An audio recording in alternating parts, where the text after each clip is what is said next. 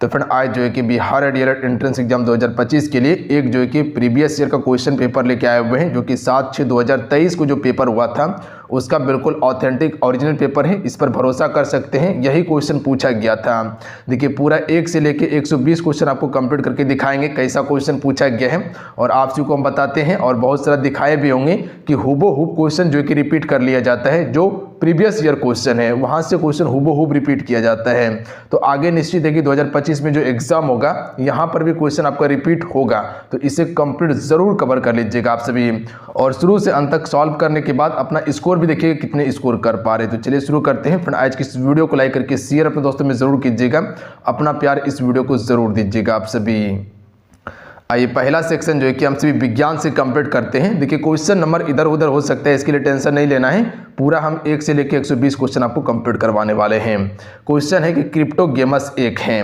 ध्यान से क्वेश्चन को देखिएगा आप सभी, क्वेश्चन क्या पूछा गया, किस पैटर्न का क्वेश्चन पूछा गया है और आगे आपको किस प्रकार से तैयारी करना है। तो याद रखिएगा बिना बीज वाले पौधे होते हैं क्रिप्टोगेमस, तो ऑप्शन में एक करेक्ट आंसर होगा। अगला क्वेश्चन है कि आनुवांशिकता का जनक कौन है, तो राइट आंसर हो जाएगा ग्रेगर जोहान मेंडल, तो ऑप्शन में सी राइट आंसर हो जाएगा।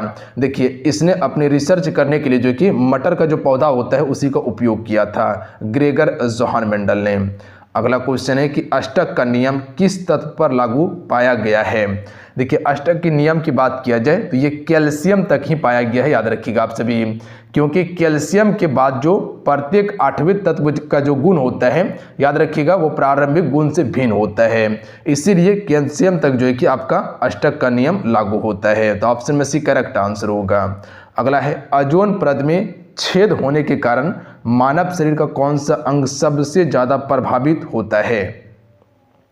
देखिए ओजोन परत जो है ये हमारी रक्षा करता है, यह पृथ्वी का कवच भी कहा जाता है, क्योंकि सूर्य से जो पराबैंगनी किरण आते हैं उससे जो है कि रक्षा करता है। ध्यान दीजिएगा आप सभी, जो कि खतरनाक किरण है पराबैंगनी किरणें, क्योंकि त्वचा पर पड़ने के बाद कैंसर होने की संभावना होता है। तो ऑप्शन में बी करेक्ट आंसर होगा।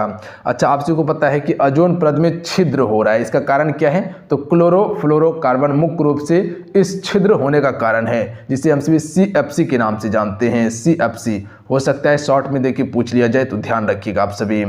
अगला है अधिकांश कवकों की कोशिका भित्ति किसकी बनी होती है, तो काइटिन के बनी होती है, ऑप्शन में ए राइट आंसर होगा।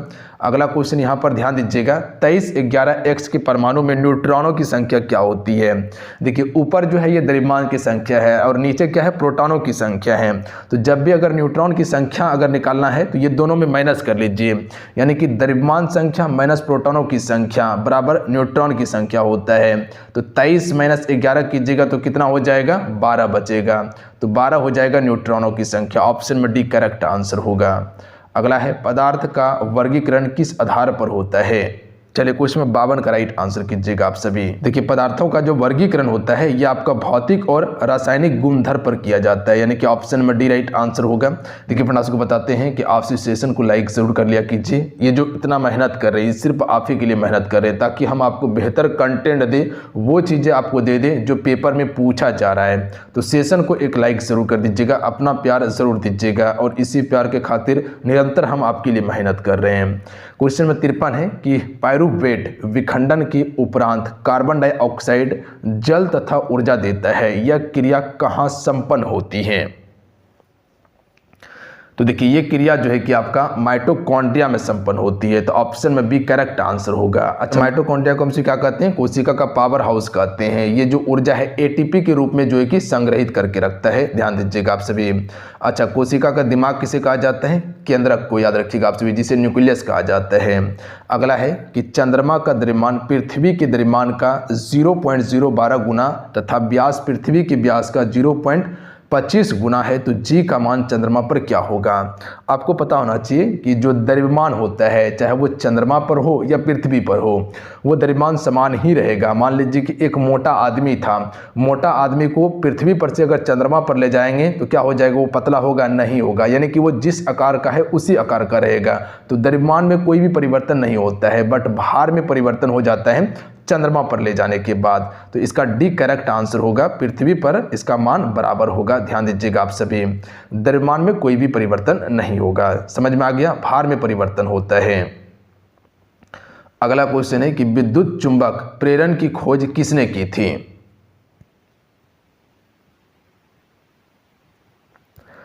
राइट आंसर हो जाएगा फैराडे के द्वारा। ध्यान दीजिएगा आप सभी, किसके द्वारा? फैराडे के द्वारा। यहां से 3 क्वेश्चन याद रखिएगा। अगर क्वेश्चन पूछा जाए कि विद्युत चुंबक क्षेत्र के दाएं हस्त का नियम जो है किसने दिया था, दाएं हस्त के नियम की बात किया जाए तो मैक्सवेल के द्वारा दिया गया था। किसके द्वारा? मैक्सवेल के द्वारा दिया गया था। यह फैक्ट को याद रखिएगा। अगर यही क्वेश्चन पूछा जाए कि बाएं हस्त का नियम किसने दिया था, दाएं हस्त का नियम दिया था मैक्सवेल ने, बाएं हस्त का नियम किसने दिया था? फ्लेमिंग ने दिया था। किसने? फ्लेमिंग ने। तो लिखना होगा तो लिख लीजिएगा कि बाएं हाथ वाला जो है यह आपका फ्लेमिंग के द्वारा दिया गया था। ध्यान दीजिएगा आप सभी, चीजें क्लियर हैं। अगला है निम्नलिखित में से कौन सा जीवाश्म ऊर्जा है? देखिए जीवाश्म ऊर्जा क्या होता है? जो करोड़ों साल पहले मृत पेड़ पौधे के अवशेष से जो निर्माण हुआ है, बना है, वही क्या है? आपका जीवाश्म ऊर्जा है। जैसे कोयला, यह आपका जीवाश्म ऊर्जा है, याद रखिएगा आप सभी, क्योंकि कोयला का जो निर्माण हुआ है लाखों करोड़ों साल पहले, कह सकते हैं कि जो आपका मृत पेड़ पौधा था वो दब गया था अंदर में और उसी से जो कि कोयले का निर्माण हुआ है। ध्यान दीजिएगा आप सभी, यानी कि आपका कह सकते कि दाब हो गया, उच्च ताप के कारण जो है कि जो दबा, उसके बाद धीरे धीरे कोयला का निर्माण हुआ था। तो कोयला क्या है? एक जीवाश्म ईंधन है। चीजें क्लियर हैं। अगला है समुद्र तल की गहराई ज्ञात करने के लिए समुद्री जहाज में किस विशेष तकनीकी का उपयोग किया जाता है? तो आपको पता है कि समुद्र की गहराई नापने के लिए हम सभी सोनार का प्रयोग करते हैं। यह समुद्र में किसी वस्तु की जांच करने के लिए या कोई वस्तु गिर गया है उसका पता लगाने के लिए हम सिर्फ सोनार का प्रयोग करते हैं। अगला क्वेश्चन है कि निम्नलिखित में से किसे एक मृत यांत्रिकी उत्तक माना जाता है? स्क्लेरेनकाइमा को मृत यांत्रिकी उत्तक माना जाता है, जबकि एरेनकाइमा, फ्रेनकाइमा और कोलेनकाइमा ये सभी आपका जीवित होता है। याद रखिएगा आप सभी, जीवित उत्तक है ये सभी। अगला है एमीटर को विद्युत परिपथ में किस क्रम में जोड़ा जाता है? तो देखिए एमीटर जो होता है इसे श्रेणी क्रम में जोड़ते हैं। किस क्रम में? श्रेणी क्रम में। जबकि आप देखते हैं जो घर में जो वायरिंग किया जाता है उसमें जो आप सभी का जो बिजली वायरिंग होता है वो समांतर क्रम में होता है। किस क्रम में? समांतर क्रम में जोड़ा जाता है। अगला क्वेश्चन है कि एक बस की चाल 10 सेकेंड में 36 किलोमीटर घंटा से 72 किलोमीटर घंटा हो जाती है, तो इसका त्वरण क्या होगा? त्वरण ज्ञात करने के लिए आपको सूत्र बताए थे कि A बराबर क्या होता है? V माइनस यू होता है बटा T होता है। A बराबर यानी कि त्वरण ज्ञात करने के लिए A बराबर V माइनस यू बटा T आपको बताए थे। तो देख लीजिएगा यहाँ से सबसे पहले समय कितना दिया है? 10 सेकेंड, और आपके पास अंतिम वेग और प्रारंभिक वेग कितना दिया हुआ है? 36 और 72 दिया हुआ है। तो इसको सबसे पहले अंतर कर लीजिए। तो 72 माइनस आप अगर 36 कीजिएगा तो बचेगा आपके पास कितना? 36 बचेगा। ध्यान दीजिएगा आप सभी, कितना बचेगा? 36 बचेगा। और यहाँ 36 देखिएगा तो ये किलो घंटा में है, यानी कि किलोमीटर घंटा में है, और समय आपके पास सेकेंड में दिया हुआ है। तो सबसे पहले यहाँ हम किलोमीटर घंटा को सेकेंड, प्रति सेकेंड में बदल देंगे। तो क्या करना होगा? 5/18 से गुना करना होगा।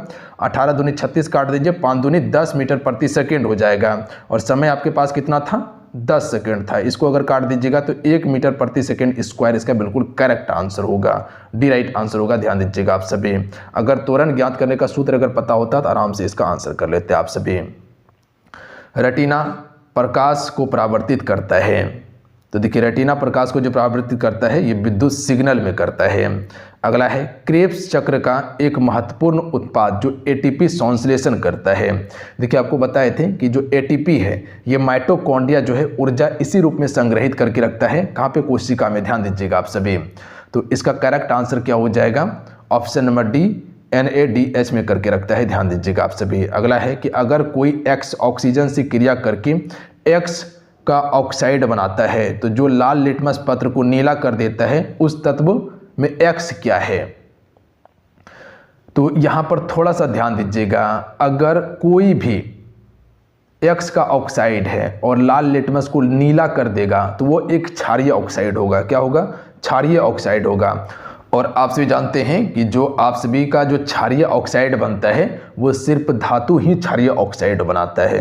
तो ऑप्शन में बी करेक्ट आंसर होगा। अगला है किसानों के द्वारा फसल चक्र का उपयोग किसकी वृद्धि हेतु किया जाता है। सबसे पहले ये समझिए कि फसल चक्र क्या होता है। अलग अलग मौसम में अलग अलग फसल लगाना, याद रखिएगा आप सभी। इससे मृदा का उर्वरता बढ़ता है, ध्यान दीजिएगा आप सभी। एक ही फसल लगाने से उर्वरता कम हो जाता है, इसीलिए कहा जाता है कि अलग अलग फसल लगाना चाहिए अलग अलग मौसम में। अगला है प्रकाश संश्लेषण में निम्नलिखित में से कौन सा कथन सत्य है, यानी कि प्रकाश संश्लेषण के बारे में कौन सा कथन सत्य है। तो देखिए प्रकाश संश्लेषण जो है ये आपका एक ऊष्मा शोषी अभिक्रिया है, ना कि ऊष्मा छेपी। ध्यान दीजिएगा, ऊष्मा छेपी नहीं होता है, प्रकाश संश्लेषण एक ऊष्मा शोषी अभिक्रिया होता है। बात समझे आप सभी, ऊष्मा शोषी। अब आइए सामाजिक अध्ययन का देखते हैं हम सभी। क्वेश्चन है कि विधान परिषद की स्थापना को भारत के संविधान के अनुच्छेद डैश में परिभाषित किया गया था। तो देखिए अनुच्छेद से क्वेश्चन पूछा गया है, तो संभावना है कि अनुच्छेद से पेपर में क्वेश्चन बन सकता है आपका। तो ध्यान दीजिएगा, जो आप सभी 169 देख रहे हैं ये आपका विधान परिषद की स्थापना से संबंधित अनुच्छेद है। अगर वहीं विधानसभा की बात किया जाए तो इसकी स्थापना से संबंधित अनुच्छेद जो है अनुच्छेद 70 है, याद रखिएगा आप सभी, अनुच्छेद 70। अच्छा, अनुच्छेद 72 जो देख रहे हैं ये किससे संबंधित है, तो राज्य में विधायिका के कार्यकाल से संबंधित है, याद रखिएगा आप सभी। बात समझ गए। अगला है प्राथमिक ऊर्जा का उदाहरण नहीं है।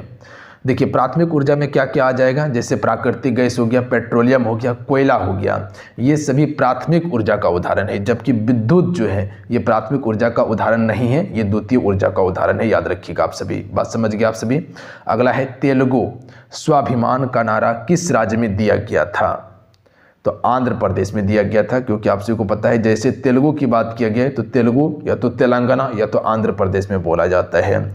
2011 जनगणना के अनुसार भारत की कितनी प्रतिशत आबादी द्वितीय कार्यों में लगी है, तो देखिए ऑप्शन में सी राइट आंसर होगा 0.243, इसका बिल्कुल करेक्ट आंसर होगा। किस पतन का नया नाम जवाहरलाल नेहरू पतन रख दिया गया है। पतन कौन सी बंदरगाह के नाम से जानते हैं, इसे हम सभी कहते थे मुंबई पतन या नाहवा सेवा बंदरगाह के नाम से जानते थे, याद रखिएगा आप सभी। किस नाम से जानते थे, नाहवा सेवा बंदरगाह के नाम से जानते थे, जिसकी स्थापना जो है कि 1988 से 89 के बीच में किया गया था। तो ऑप्शन में ए राइट आंसर होगा। ये देखिएगा तो सबसे बड़ा कह सकते हैं आपका कंटेनर बंदरगाह है नाहवा सेवा, यानी कि जवाहरलाल नेहरू बंदरगाह। अगला है कि सर्वप्रथम कॉमन सेंस की रचना किसने की थी, तो इसकी रचना थॉमस पाइन के द्वारा किया गया था और ये 1776 में हुआ था। कब, 1776। अगला क्वेश्चन है कि भारत में निष्पक्ष निर्वाचन की प्रक्रिया के संचालन का दायित्व किस पर है। देखिए निष्पक्ष निर्वाचन की बात किया जाए, जितने भी चुनाव होता है, चाहे वो राष्ट्रपति का चुनाव हो या आप सभी कह सकते हैं कि संसद का चुनाव हो या कह सकते हैं कि विधान मंडल का चुनाव हो, ये सभी का चुनाव कराने का जिम्मेदारी किसका होता है, तो ये आपका निर्वाचन आयोग का होता है। तो ऑप्शन में सी राइट आंसर होगा। अनुच्छेद 324 जो है निर्वाचन आयोग से संबंधित है। अगला है इनमें से भारत की सबसे बड़ी जनजाति कौन सी है। यहां से ध्यान दीजिएगा, 3 क्वेश्चन आपको बताएंगे और तीनों क्वेश्चन याद रखिएगा, हो सकता है किसी न किसी शिफ्ट में पूछ लिया जाए। देखिए भील जो है 2011 जनगणना के अनुसार सबसे बड़ी जनजाति है। दूसरी सबसे बड़ी जनजाति अभी के समय में गोंड है, याद रखिएगा आप सभी, गोंड है। और तीसरी सबसे बड़ी जनजाति जो है वो आपका संथाल जनजाति है, याद रखिएगा आप सभी। कौन सी जनजाति, संथाल जनजाति। और संथाल जनजाति जो देखते हैं इसकी भाषा संथाली है, जो कि 2003 में, याद रखिएगा 2003 में जो आपका 8वीं अनुसूची है जिसमें 22 भाषा को दर्जा दिया गया है, उसी में इस भाषा को भी सम्मिलित किया गया, यानी कि संथाली भाषा को। तो ध्यान रखिएगा ऑप्शन में डी करेक्ट आंसर होगा, भील सबसे बड़ी जनजाति है। जेम्स वाट ने किस यंत्र का आविष्कार किया था, तो करेक्ट आंसर हो जाएगा ऑप्शन नंबर बी, वाष्प इंजन का आविष्कार किया था। ध्यान दीजिएगा आप सभी। अगला क्वेश्चन है कि कांवर झील बिहार के किस जिले में स्थित है। देखिए कांवर झील की अगर बात किया जाए तो ये आपका बेगूसराय जिले में है। ध्यान दीजिएगा आप सभी, बेगूसराय जिले में है और इसे पक्षी विहार का दर्जा जो मिला था वो 1987 में मिला था। कब, 1987 में पक्षी विहार का दर्जा।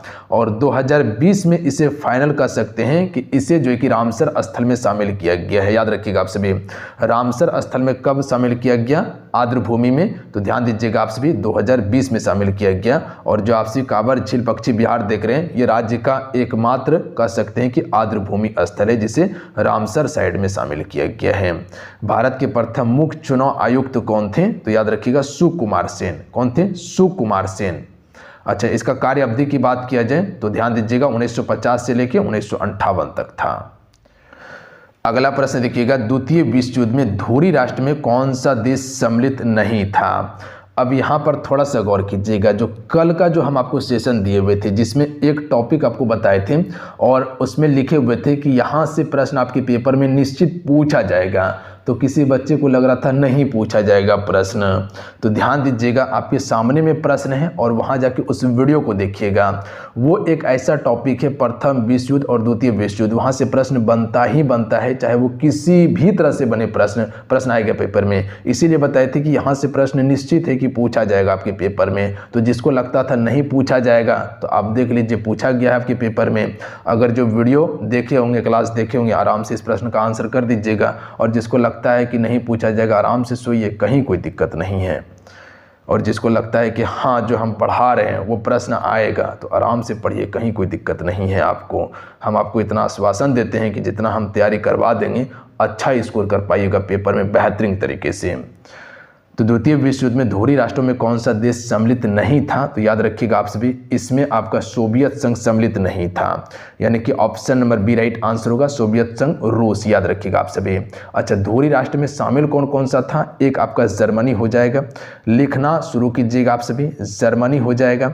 इसके अलावा जापान हो जाएगा, याद रखिएगा, जापान हो जाएगा, जापान हो जाएगा। इसके अलावा याद रखिएगा इटली हो जाएगा, इटली। ये सभी आपका धुरी राष्ट्रों में शामिल था। जबकि आपका सोवियत संघ जो है ये आपका मित्र राष्ट्र में शामिल था। अच्छा, मित्र राष्ट्र में कौन कौन सा देश शामिल था? ब्रिटेन हो गया, उसके बाद अमेरिका हो गया और आपका कह सकते हैं कि रूस हो गया। ये सभी आपका मित्र राष्ट्र में था। चीज़ें क्लियर हैं? अगला है, बालाघाट खानों में निम्नलिखित में से किस खनिज का खनन किया जाता है? देखिए, हम आपको वही चीज़ें प्रोवाइड कर रहे हैं जो पेपर में पूछा जाता है। इधर उधर भटकाने का कोई काम नहीं है। बहुत सारा ऐसा है कि आपको भटकाते जा रहे हैं, क्या पूछेगा क्या नहीं पूछेगा कोई मतलब नहीं, जो मन तो आपको दे रहा है। तो थोड़ा सा आप ध्यान से पढ़िए, वही चीज़ें पढ़िए जो पेपर के लिए इम्पॉर्टेंट है। मैग्नीज याद रखिएगा। अगला है, निम्नलिखित में से कौन खरीफ फसल का उदाहरण है? तो देखिए, खरीफ फसल, रबी फसल और जायद फसल के बारे में आपको बताए हैं। तो चावल जो है ये खरीफ फसल है, जबकि मटर हो गया, गेहूं हो गया, चना, ये रबी फसल का उदाहरण है। बात समझ गए आप सभी? निम्नलिखित में से कौन सा एक डेयरी पशु नहीं है? तो ध्यान दीजिएगा, डेयरी पशु क्या है? जैसे भैंस हो गया, गाय हो गया और बकरी, ये सभी डेयरी पशु है, जबकि ऊँट नहीं है। ध्यान दीजिएगा आप सभी, ऊँट नहीं होगा। अगला क्वेश्चन देख लीजिएगा कि पृथ्वी के अक्ष के सिरों को क्या कहते हैं? यहाँ ध्यान दीजिएगा, जैसे कि कह सकते हैं ये पूरा पृथ्वी का ग्लोब है, इस अक्ष को और इस अक्ष को क्या कहते हैं? तो आपको पता है कि ये उत्तरी ध्रुव और ये दक्षिणी ध्रुव है। इसे हम सभी 90 डिग्री उत्तरी ध्रुव कहते हैं और इसे हम सभी 90 डिग्री साउथ यानी कि दक्षिणी ध्रुव कहते हैं। इसे हम सभी क्या कहते हैं? विषुवत रेखा कहते हैं या भूमध्य रेखा कहते हैं या 0 डिग्री अक्षांश रेखा कहते हैं। इसे हम सभी देशांतर रेखा कहते हैं या ग्रीनविच रेखा कहते हैं। इससे आपका समय का निर्धारण होता है ग्रीनविच रेखा से, और इससे आपका मौसम का पता चलता है। याद रखिएगा आप सभी, 23.5 डिग्री ऊपर जो है वो कर्क रेखा है और 23.5 डिग्री नीचे आपका मकर रेखा होता है, तो इसे ध्रुव के नाम से जानते हैं। बात समझ गए? अगला है कि इनमें से किस देश को सामाजिक विभेद के कारण विखंडन का सामना करना पड़ा था? यूगोस्लाविया को करना पड़ा था, डी करेक्ट आंसर होगा। रेशम मार्ग कहाँ से शुरू होता है? तो ये चीन से शुरू होता है। एल नीनो की उत्पत्ति किस देश के तट पर होती है? तो ये आपका पेरू बिल्कुल करेक्ट आंसर होगा, पेरू। अगला क्वेश्चन है कि बोबेन राजवंश जिसे फ्रांसीसी क्रांति के दौरान अपदस्थ कर दिया गया था, डैश की संधि पर हस्ताक्षर करने के बाद सत्ता में बहाल किया गया था? तो ये वियना का जब संधि हुआ था 1815 में, उसके बाद इसे सत्ता में बहाल किया गया था। तो ऑप्शन में सी करेक्ट आंसर होगा। अब यहाँ पर देखिएगा, तार्किक विश्लेषणात्मक क्षमता यानी कि रीजनिंग का प्रश्न है। यहाँ पर एक लुप्त संख्या दिया हुआ है और उसके बाद यहाँ पर आपको आंसर करना है। कोई बता सकते हैं इस क्वेश्चन का राइट आंसर क्या होगा? थोड़ा सा दिमाग लगाइएगा, आराम से बना लीजिएगा प्रश्न को। देखिए बना के आपको बताते हैं कि बनाना कैसे है। सीरीज आप या तो इधर से ले सकते हैं या तो इधर से ले सकते हैं। तो हम सिर्फ इधर से लेते हैं क्योंकि बड़ा संख्या इधर ही आपको देखने के लिए मिल रहा है, इधर सब छोटा है तो छोटा नहीं लेना है, जिधर बड़ा होगा उसको लेना है। यहाँ पर आपको स्थान पता होना चाहिए, जैसे बी का नंबर कितना होता है, सी का नंबर कितना होता है। जैसे ए का 1 होता है, बी का 2 होता है, सी का 3 होता है, डी का 4 होता है। अगर रीजनिंग बनाए होंगे तो आपको पता होगा। तो यहाँ पर ध्यान दीजिएगा, पहला सेक्शन लीजिए, बी का क्या है 2 है और सी कितना है 3 है, दोनों को प्लस कर दीजिए तो कितना हो जाएगा 3 2 5 हो जाएगा, और 5 का स्क्वायर कीजिएगा तो 25 हो जाएगा ना। और y का मान कितना होता है 25 ही होता है, ध्यान दीजिएगा आप सभी। y को अगर गिनती करते चलिएगा तो ये 25वां लेटर y होता है, 26वां लेटर आपका z होता है। तो ये आपका हो गया, यानी कि दोनों को प्लस किए उसके बाद उसका स्क्वायर कर दिए तो आपका आंसर आ गया यहाँ पे। उसी प्रकार से आगे भी देखिए आपसे उसी प्रकार से करना है। 1 हो जाएगा a का और उसके बाद c हो जाएगा 3, तो यहाँ क्या हो जाएगा 3 1 4 हो जाएगा, 4 का स्क्वायर करेंगे तो कितना हो जाएगा 16, और 16 जो होता है वो p होता है, याद रखिएगा। तो p का नंबर कितना है 16 है, तो ये बिल्कुल सही है। अब आगे इसी प्रकार से हमको करना है। तो b का क्या हो जाएगा 2 और d का 4 हो जाएगा, तो कितना हो जाएगा 4 2 6 हो जाएगा, 6 हो जाएगा। 6 का स्क्वायर करेंगे तो 36 हो जाएगा, ठीक है, कितना हो जाएगा 36। अब यहाँ पर 36 आ गया है, तो आखिर यहाँ क्या होगा। तो सबसे पहले आपको ए से लेके जेड तक जाना है, 26 हो जाएगा, और उसके बाद फिर से ए से आपको गिनती करते चलना है। या इससे अच्छा आप क्या कीजिए 36 में 26 लेटर को माइनस कर लीजिए, क्योंकि जेड तक 26, ए से जेड तक कितना लेटर होता है 26 लेटर होता है। तो 36 में 26 को माइनस कर लीजिए और उसके बाद फिर से रिपीट होगा, तो माइनस कर लीजिएगा तो यहाँ पर कितना बचेगा आपके पास 10 बचेगा। और 10वां लेटर कौन सा हो जाएगा, तो जे होता है 10वां लेटर। गिनती कीजिए आप सभी A B C D E F G H I J, तो जे यहाँ बिल्कुल करेक्ट आंसर होगा। थोड़ा सा यहाँ पर दिमाग लगाने के बाद आंसर आपका बन जाता। लुप्त संख्या दिया हुआ है, यहाँ पर कौन सा अंक आएगा, आराम से बना सकते हैं। घटते क्रम में है, 1 माइनस हुआ है, उसके बाद यहाँ पर 2 माइनस हुआ है, 2 माइनस हुआ है, यहाँ पर आपका 3 माइनस हुआ है, 3 माइनस हुआ है, यहाँ पर आपका फिर यहाँ पर आपका 4 माइनस हुआ है, तो आगे आपका 5 माइनस हो जाएगा। तो 5 कितना हो जाएगा 26 यहाँ पर हो जाएगा। 31 में 5 माइनस कीजिएगा तो 26 इसका बिल्कुल करेक्ट आंसर होगा। बात समझ गए। उसके बाद अगला सवाल देख लीजिएगा, ये रीजनिंग का सवाल है पर मैथमेटिक्स के तौर पर क्वेश्चन पूछा गया है, इसका आंसर बता देते हैं बट आपसे बनाने का कोशिश कीजिएगा। जैसे कि 108 दिया हुआ है और यहाँ पर 3 बॉक्स में अलग अलग रंग है, तो इसको 3 से गुना कीजिएगा और उसके बाद 6 से डिवाइड कीजिएगा तो 54 इसका करेक्ट आंसर हो जाएगा। एक बार बनाने का कोशिश कीजिएगा आप सभी।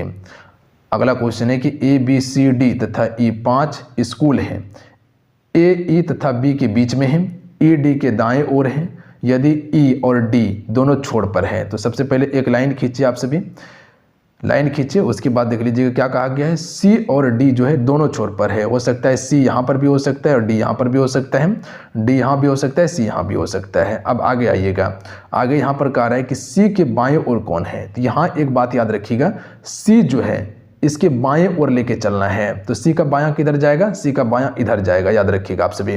अगर C को यहाँ अगर रखते हैं, इसका बायां इधर ले जाएंगे तो कोई भी नहीं होगा। तो C का बायां हमेशा ये साइड जाएगा, तब इसके बाएं का स्थान हम बता सकते हैं कि कौन था इसके बाएं में। तो अब हमको ये पता चल गया कि C कहाँ बैठेगा, तो C यहाँ बैठेगा और D यहाँ बैठेगा। अब चलिए सवाल को बनाइएगा। 1 2 3 3 2 5, A जो है E और B के बीच में है, तो A E और B के बीच में हमेशा बैठेगा। तो E को अगर यहाँ बैठाते हैं और A को यहाँ बैठाते हैं और यहाँ पर B को बैठा देते हैं, बात समझ गए। तो A E और B के बीच में हो गया, कहीं कोई दिक्कत नहीं है। वहीं आगे कहा गया था कि E जो है D के दाएं है, तो यहाँ पर देखिएगा D यहाँ पे है और इसके दाएं E बैठा हुआ है, D के दाएं E बैठा हुआ है, बिल्कुल सही बैठा हुआ है, याद रखिएगा आप सभी। बाकी बात यहाँ सारा बैठ गया है। तो अब हमसे क्वेश्चन पूछा गया था कि C के बाएं ओर कौन है स्कूल में, तो C के बाएं ओर B बैठा हुआ है, तो ऑप्शन में B करेक्ट आंसर होगा। थोड़ा सा यहाँ पर दिमाग लगाना था। देखिए यहाँ पर पॉइंट दिया था पकड़ने के लिए और यहाँ से इसको पकड़ सकते थे कि C के अगर बाएं ओर किसी को बैठाना है तो C ये साइड नहीं बैठ सकता है, C हमेशा इसी साइड बैठेगा, तब इसका बायां हम बता सकते हैं कि कौन बैठा है। अगर C को यहाँ बैठा के इसका बायां लेते तो कुछ नहीं आता, ध्यान दीजिएगा, क्योंकि C अंतिम में बैठा है।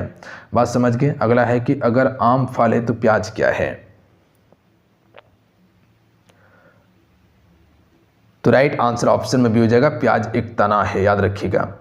अगला क्वेश्चन है कि यदि अतुल पाता है कि वह लड़कों की एक पंक्ति में दाएं से 12वें और बाएं से चौथे स्थान पे हैं, तो पंक्ति में कितने लड़कों को जोड़ा जाए ताकि पंक्ति में 28 लड़के हो सके। तो यहाँ समझिएगा आप सभी, अतुल पाता है कि वे लड़कों की एक पंक्ति में दाएं से, याद रखिएगा आप सभी, दाएं से कितना है, दाएं से 12वां है और बाएं से कितना है, ये बाएं से चौथे स्थान पे हैं।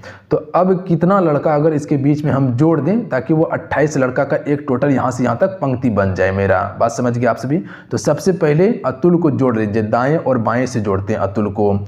तो दाएं से हो जाएगा 12, बाएं से 4, टोटल हो गया 12 4 16। बट याद रखिएगा अतुल यहाँ पर भी गिनती हो रहा है और यहाँ पर भी गिनती हो रहा है, यानी अतुल 2 बार गिनती हो रहा है। तो एक ही आदमी को हम 2 बार गिनती नहीं कर सकते, एक आदमी को एक ही बार गिनती करेंगे, या तो दाएं से या तो बाएं से। तो क्या करना होगा, एक हमको घटाना होगा। तो 16 में एक घटा देंगे तो कितना बचेगा, 15 बचेगा, याद रखिएगा 15 बचेगा।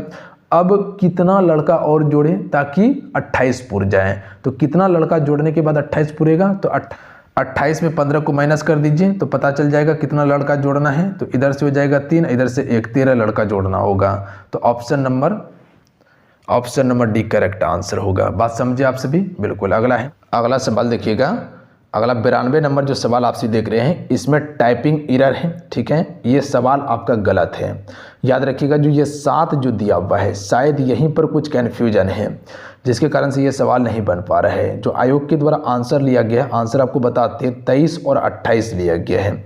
एक बार आप बनाने का कोशिश कीजिएगा, हालांकि अगर प्रॉपर सोल्यूशन हो जाता है तो फिर हम आपको इसका स्क्रीनशॉट टेलीग्राम पे लगा देंगे सोल्यूशन के साथ में। जहाँ पर ये मेरे ख्याल से जो 7 दिया हुआ है इसमें थोड़ा सा एरर लग रहा है, ठीक है। एक बार देख के आपको कंफर्म करेंगे। अगला क्वेश्चन है कि ऐसे गायकों की संख्या कितनी है जो कि ना तो स्त्री है और ना ही प्रबंधक है। तो देखिए यहाँ पर है प्रबंधक, गायक और स्त्री।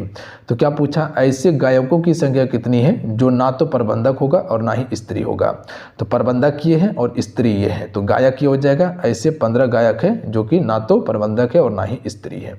तो ऑप्शन में भी करेक्ट आंसर होगा। अगला है अंग्रेजी वर्णमाला के विपरीत क्रम में बाएं से 10वें अक्षर के दाएं 8वें अक्षर कौन सा होगा। यहाँ समझिएगा, बाएं से बात किया गया और विपरीत अक्षर की बात किया गया है, सीधा नहीं, ए से गिनती नहीं करना है, जेड से आपको गिनती करते चलना है। जेड से याद रखिएगा, जैसे कह सकते हैं कि जेड हो गया, यहाँ पर हो जाएगा वाई होगा, एक्स होगा, डब्लू होगा, भी होगा, यू होगा, टी होगा, एस होगा, आर होगा।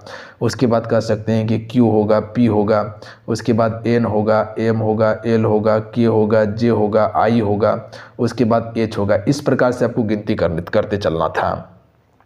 तो बाएं से 10वें अक्षर, देखिए विपरीत क्रम में गिनती करना है बाएं से 10वें। तो 1 2 3 4 5 6 7 8 9 10 और अक्षर के दाएं। तो देखिए बाएं से 10वां अक्षर हम यहाँ तक आए।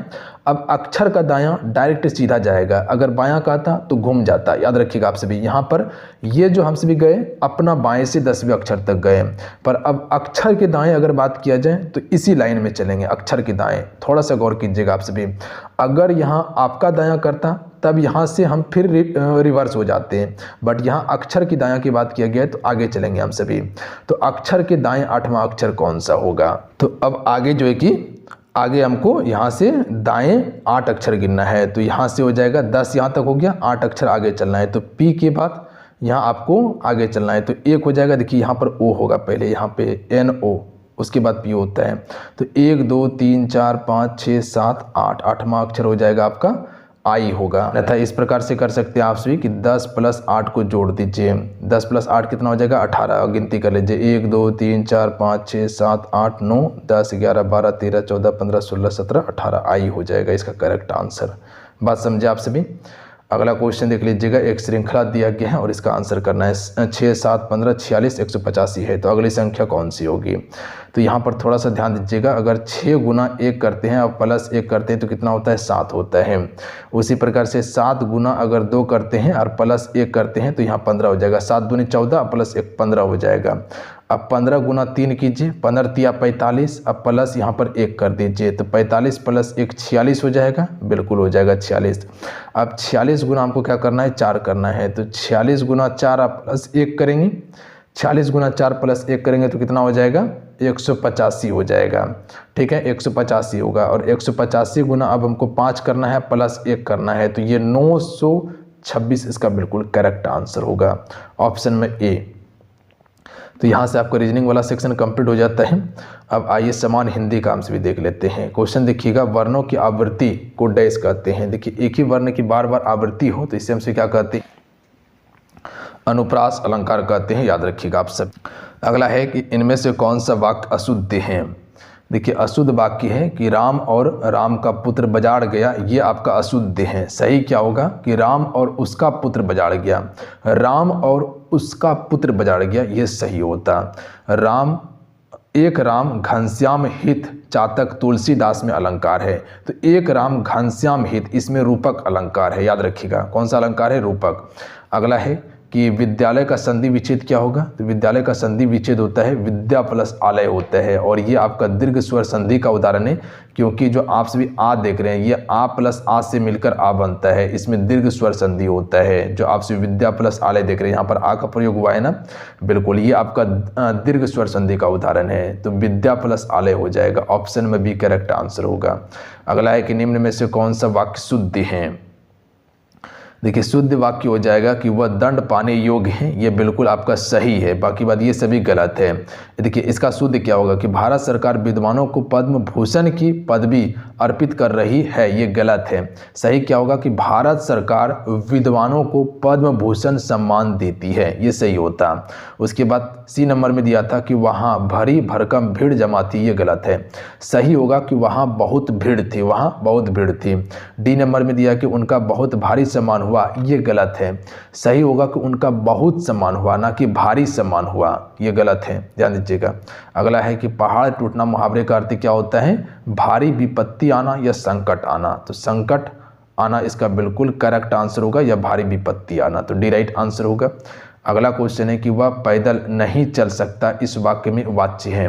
देखिए वह जो है ये एक सर्वनाम शब्द है, याद रखिएगा, और ये वह जो है ये किसी व्यक्ति को संबोधित करने के लिए हम सिर्फ प्रयोग करते हैं। वह एक आदमी है, तो याद रखिएगा जब भी ध्यान दीजिएगा कर्ता कर्म और क्रिया आए वहाँ पर कौन सा वाच्य हो जाएगा, कर्तृवाच्य होता है, याद रखिएगा आप सभी। कौन सा वाच्य, कर्तृवाच्य होता है। जैसे कह सकते कि राम पैदल नहीं चल सकता, तो पैदल कौन नहीं चल सक रहा है, राम नहीं चल सक रहा है, तो याद रखिएगा यहाँ कर्तृवाच्य होगा।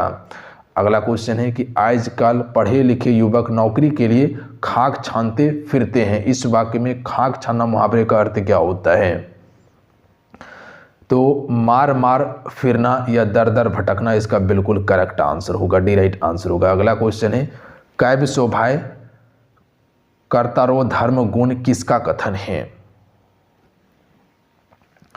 तो देखिए ये जो कथन है वामन का कथन है। किसका कथन है, वामन का। अगला है कि घोड़े बेचकर सोना मुहावरे का अर्थ क्या होता है, तो याद रखिएगा बेफिक्र होकर सोना न या निश्चित होकर सोना, तो डी राइट आंसर होगा।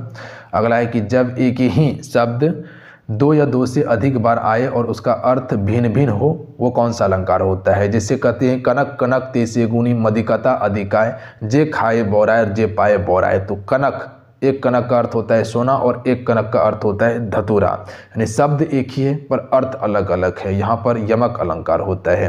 क्रमधारय समास उदाहरण है, तो देखिए क्रमधारय समास का इनमें से कौन सा उदाहरण है, देखिए नवग्रह और नवरात्रि, यहाँ पर संख्या शब्द आपको देखने के लिए मिल रहा है, यानी कि 9 ग्रहों का समूह, और नवरात्रि, नवरात्रि किसको कहते हैं, जो 9 रात्र होता है, जैसे कि दशहरा में देखते हैं नवरात्रि 9 दिन पे जो होता है, पता है आप सभी को, तो यहाँ पर आपका द्विगु समास होगा। जबकि नवयुवक में ये आपका कर्मधारय समास का उदाहरण है। युवक कैसा है, बिल्कुल नया नवयुवक है। नि उपसर्ग से बना शब्द कौन सा होगा, तो नि उपसर्ग से बना शब्द इसमें हो जाएगा निवास हो जाएगा, याद रखिएगा आप सभी। तो वास जो है ये मूल शब्द है, इसमें नि जोड़ दिए तो निवास हो गया। बात समझ गए, तो ऑप्शन में बी राइट आंसर होगा। और निरपराध जो देख रहे हैं ये निर उपसर्ग से बना हुआ है। अद्भुत रस में कौन सा अस्थाई भाव है, तो देखिए अद्भुत रस में जो अस्थाई भाव होता है विस्मय होता है। देखिए अद्भुत रस में अस्थाई भाव जो होता है वो आपका विस्मय होता है, या कह सकते हैं कि आश्चर्य होता है, तो ऑप्शन में ए राइट आंसर होगा। अयोध्या के राजा दशरथ के 4 पुत्र थे, इसमें पदबंध है। यहाँ पर देखिएगा जो अयोध्या है ये आपका संज्ञा शब्द है, और संज्ञा कौन सा है, तो अयोध्या यानी कि व्यक्तिवाचक संज्ञा है। और राजा दशरथ भी है, ये भी आपका संज्ञा शब्द है, ध्यान दीजिएगा, और ये भी आपका व्यक्तिवाचक संज्ञा है। तो यहाँ पर संज्ञा पदबंध होगा, ध्यान देंगे आप सभी। अगला है कि निम्न में से रूपक अलंकार छांटिए। तो देखिए यहाँ पर आपको बताए थे क्वेश्चन, आपको जो कि योजक चिन्ह देखने के लिए मिलेगा, ये गलत हो जाएगा। यहाँ पर ऑप्शन में सी वाला बिल्कुल करेक्ट है कि बढ़त बढ़त संपत्ति स लीलु मन सरोज बढ़ जाए, ये इसमें रूपक अलंकार है। अगला क्वेश्चन देख लीजिएगा, अगला प्रश्न पर ध्यान दीजिएगा कि लट लटकिन मनु मथ मधु पगन मादक मधु ही, इस पंक्ति में कौन सा अलंकार है। तो यहाँ पर ध्यान दीजिएगा, इसमें उत्प्रेक्षा अलंकार होगा। उत्प्रेक्षा याद रखिएगा आपसे, उत्प्रेक्षा। अगला है चंचल शब्द में चंचल वर्ण कौन सी मात्रा है। तो देखिए आप सभी, एक होता है लघु और एक होता है गुरु, ध्यान दीजिएगा आप सभी। लघु होता है और एक गुरु होता है। गुरु वर्ण में 2 मात्रा होता है, गुरु वर्ण में क्या होता है, 2 मात्रा होता है। जैसे कि चंचल जो आपसे देख रहे हैं, तो इसमें अंस्वर है प्लस में एक च है, तो ये आपका गुरु वर्ण होगा। और लघु वर्ण में 1 मात्रा होता है, ध्यान दीजिएगा आप सभी। जैसे क जो है ये आपका लघु है, बट वहीं पर अगर अंस्वर लग जाए या कह सकते हैं कि अ लग जाए या ए लग जाए, ये सभी गुरु मात्रा होता है। दिन काटना मुहावरे का अर्थ क्या है। समय बिताना, ऑप्शन में बी करेक्ट आंसर होगा। अगला क्वेश्चन पर ध्यान दीजिएगा आप सभी। अगला क्वेश्चन है कि सुधी आए सुधी जाए, इस पंक्ति में कौन सा अलंकार है। सबसे पहले ये समझिए कि सुधी का अर्थ होता क्या है। होश होता है, याद रखिएगा। तो यहाँ पर कहा जा रहा है कि होश आता है और होश जाता है, यहाँ पर विरोध प्रकट किया जा रहा है। एक बार कह रहा है कि होश आ रहा है और एक बार होश जा रहा है, इसमें विरोधाभास अलंकार होगा, ध्यान दीजिएगा आप सभी। एक उसके बाद 116 नंबर दिखेगा, तो ये गद्यांश दिया हुआ है, इसको पढ़ के यहाँ पर आंसर बताना था, हम आपको बताते हैं। यहाँ पर क्वेश्चन है कि संहार का अर्थ क्या होगा। संहार का अर्थ होता है नाश, याद रखिएगा आप सभी। क्या होता है, नाश होता है।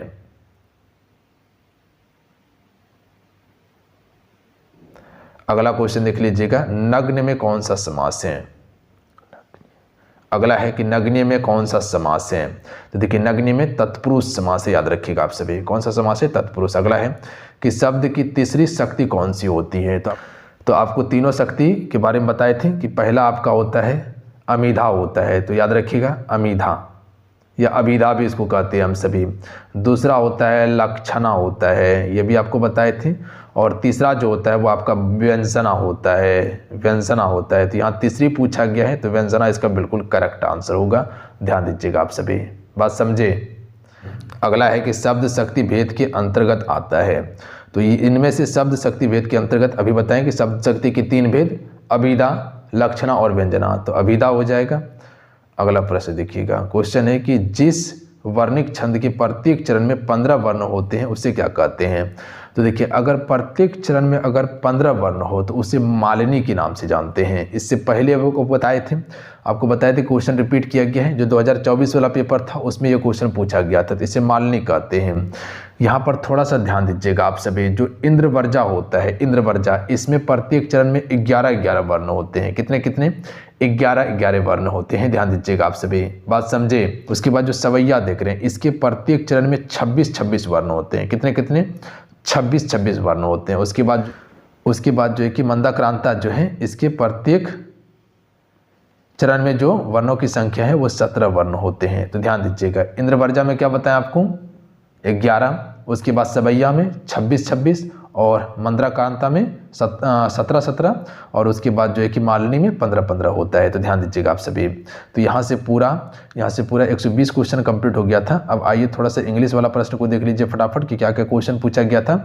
देखिए इसका सॉल्यूशन जो है, यानी कि जो आपका 1 से लेके जो आपका 45 तक था, यानी कि कह सकते हैं कि जो आपका मैथमेटिक्स और उसके बाद जो कि इंग्लिश वाला है, इसका PDF सॉल्यूशन के साथ में टेलीग्राम पे दे देंगे। इससे पहले वाला सारा PDF हम दे दिए हैं, जाके देख लीजिएगा और बनाने का कोशिश कीजिएगा। हालांकि यहाँ पूरा हम आपको दिखाने वाले हैं। जो मेरा सब्जेक्ट था वो हम आपको कंप्लीट करवा दिए हैं। तो आपसे देख लीजिएगा किसके टॉपिक से क्वेश्चन पूछा गया है। देखिए फिल इन द ब्लैंक से क्वेश्चन भर के पूछा गया है। इंपॉर्टेंट टॉपिक है, पढ़ना है इसको आप सभी को, याद रखिएगा आप सभी। समझ रहे बात को। वीडियो को पॉज करके एक एक करके देख लीजिएगा आप सभी के कहाँ कहाँ से क्वेश्चन पूछा गया, पूरा हम आपको दिखा देते हैं। फिर से एक बार घुमा के दिखाते हैं आप सभी को। वीडियो को पॉज कीजिए, उसके बाद देखिए। उसके बाद मैथमेटिक्स में देख लीजिएगा, एक घनाभ से क्वेश्चन पूछा गया था। यहाँ पर थोड़ा सा ध्यान देते रहिएगा आप सभी। तो क्वेश्चन आपका वृत्तीय बेलन से क्वेश्चन पूछा गया है, समीकरण से क्वेश्चन है, बहुपद से क्वेश्चन है, बहुपद से भर भर के क्वेश्चन पूछा गया। देखिए समीकरण से क्वेश्चन है। उसके बाद यहाँ पर देखिएगा ट्रिगोमेट्री से है, चक्रवृद्धि व्यास से है। ट्रिगोमेट्री से भी अच्छा खासा क्वेश्चन पूछा गया है, वेटेज अच्छा खासा देखने के लिए मिला है। उसके बाद यहाँ पर देख लीजिएगा आप सभी नियामक, केंद्रिका नियामक से है, बहुलक माध्य, माध्यिका बहुलक से क्वेश्चन पूछा गया है। आंकड़ा ज्ञात करने के लिए क्वेश्चन पूछा गया है। अभाज्य संख्या से क्वेश्चन है, विषम संख्या से क्वेश्चन है, बट्टा से क्वेश्चन पूछा गया है। तो यहाँ पर पूरा देख लीजिएगा। इसका सॉल्यूशन हम वीडियो को पॉज कीजिए और पूरा बनाने की कोशिश कीजिएगा और हमको बताइएगा लास्ट में कितने स्कोर कर पा रहे हैं आपसे बना के। इसका पूरा सॉल्यूशन हम टेलीग्राम पे दे देंगे, आंसर के साथ में सॉल्यूशन सारा चीज़ हम आपको दे देंगे। बनाने का कोशिश कीजिएगा आप सभी। तो इस प्रकार से हम पूरा 120 क्वेश्चन आपको दिखाएं कि कैसा क्वेश्चन पूछा गया था। क्वेश्चन का लेवल बिल्कुल ठीक ठाक था, कहीं कोई दिक्कत नहीं था। अगर नॉर्मल आप सभी तैयारी कीजिएगा तो आराम से एग्ज़ाम को क्रैक कर सकते हैं, रिजल्ट बना सकते हैं आप सभी। और देखिए आप सभी को बताते हैं कि एप्लीकेशन पे क्लासेस चल रहा है, जहां हम आपको थ्योरी क्लास करवा रहे हैं। बेहतरीन तरीके से हर टॉपिक, हर चीज़ें क्लियर किए हैं। वहां पर क्लासेस, नोट्स, PDF, ई बुक सारा चीज़ आपको दिया गया है। और क्लासेस टॉपिक वाइज है, थ्योरी क्लासेस है, जिससे आपका कॉन्सेप्ट क्लियर हो पाएगा। समास क्या है, समास को कैसे पहचाना है, अलंकार क्या है, अलंकार को कैसे पहचानना है, छंद क्या है, छंद कैसे पहचानना है, ये तमाम चीज़ आपको हम बताते हैं और बताए हुए हैं। थ्योरी क्लास करवाए हैं, प्लस में MCQ भी दिए हैं, जिससे कि आपका कॉन्सेप्ट क्लियर हो सके।